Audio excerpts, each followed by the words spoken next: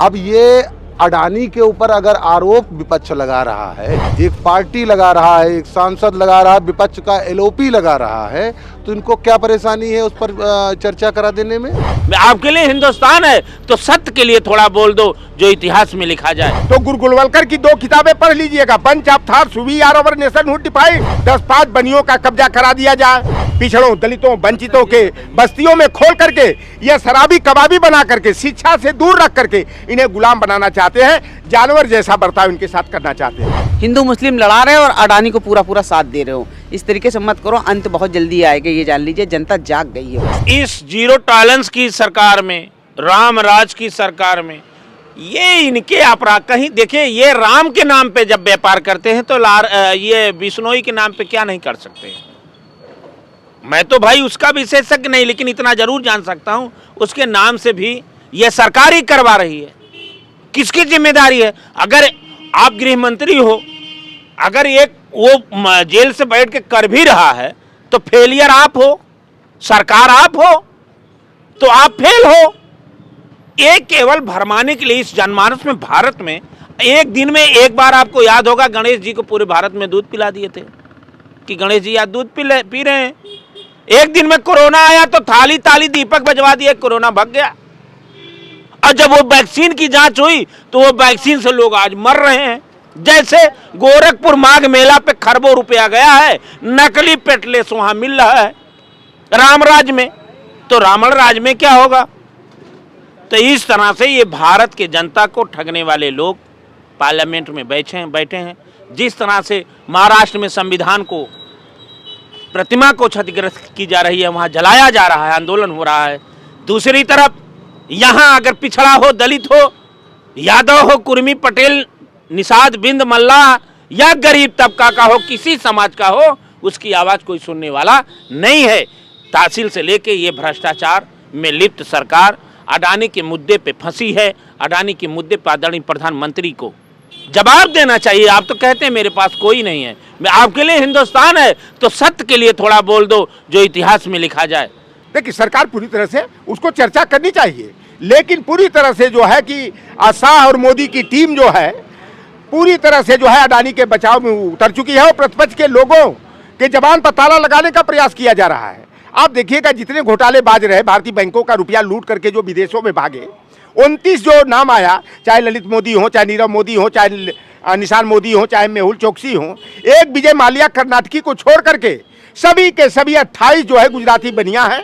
और यह एक ईस्ट इंडिया कंपनी आई थी अंग्रेजों वाली, ब्रिटेन से, लंदन से, जो 150 वर्षों तक भारत को गुलाम बना करके रखा। यह गुजराती ईस्ट इंडिया कंपनी आई है जो पूरे देश के खजाना को लूट करके देश को कंगाल बनाने का काम कर रही है। और भारतीय जनता पार्टी में जो गुजरात से बाहर के सांसद और विधायक हैं, लगता कि इनका जमीर मर चुका है या अपने जमीर को जो है आरएसएस के सामने गिरवी रख दिए हैं।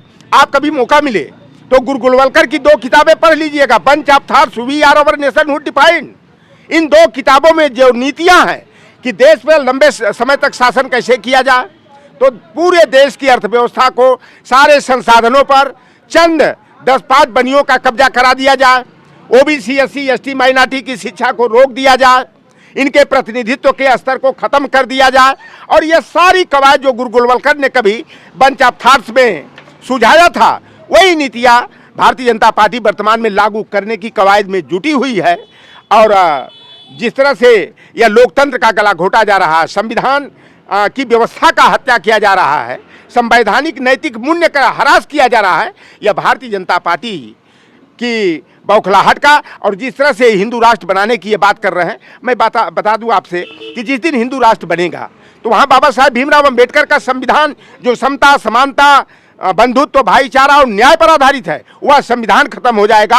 और स्त्री शूद्रो न ध्यताम वाली व्यवस्था जो मनुस्मृति में है, उस व्यवस्था को लागू करने का काम करेंगे। यह विद्यालय बंद कर रहे हैं, प्राइमरी के विद्यालय का फरमान जारी कर दिया, लेकिन आप जैसे लोगों की मदद से हम लोगों की आवाज़ सरकार के कानों में गई तो 2 दिन के बाद कहा कि नहीं, हम विद्यालय बंद नहीं करने जा रहे हैं, जबकि सारी कवायदें पूरी कर ली हैं कि 27,786 विद्यालय को बंद करेंगे और 700 से अधिक देसी दारू के अड्डे ये पिछड़ों, दलितों, वंचितों के बस्तियों में खोल करके ये शराबी कबाबी बना करके शिक्षा से दूर रख करके इन्हें गुलाम बनाना चाहते हैं, जानवर जैसा बर्ताव इनके साथ करना चाहते हैं। लिमिटेड टाइम मिलता है लोगों को बात करने के लिए, सांसद जी वगैरह को, लेकिन ये लोग अंदर घुस नहीं रहे, अंदर बात नहीं कर रहे, बेचारे बाहर।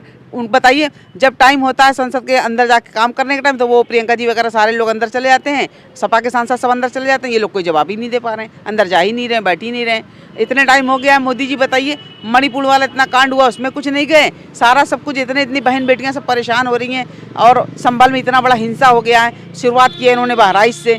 अरे कम से कम अब तो शर्म करो, इतना तो कर लो कम से कम। सारे छोटे छोटे बच्चे, औरतें, महिलाएं सब परेशान हो रही हैं, हर आदमी आए दिन पेपर लीक कर रहे हो, मतलब तुम कोई काम नहीं कर रहे हो महाशय, खाली बस हिंदू मुस्लिम लड़ा रहे हो और अडानी को पूरा पूरा साथ दे रहे हो। इस तरीके से मत करो, अंत बहुत जल्दी आएगा, ये जान लीजिए, जनता जाग गई है बस। देखिए, कौन थे ये लोग? जो भगोड़े हैं और जो गुजरात के हैं, आप पता करिए कि उनके ऊपर जो कर्जा था उसको सेटल कर दिया है लगभग, और कर्जा माफ़ी तक कर दिया है मोदी जी ने। अच्छा, हाँ, कर्जा माफ़ी हो गई है, और ये सारे मोदी जी के दोस्त थे, मतलब समझिए सब जूनियर अडानी हैं। अच्छा, तो इन लोगों ने किसानों पहले वाली बात हुई थी, कर्जा वर्जा कुछ माफ करने की, ऐसा कुछ? किसान और इनको छात्रों से कोई मतलब नहीं है, ना देश के रोजगार से मतलब है, ना सब्सिडी से मतलब है, ना पेंशन, पुरानी पेंशन से मतलब है।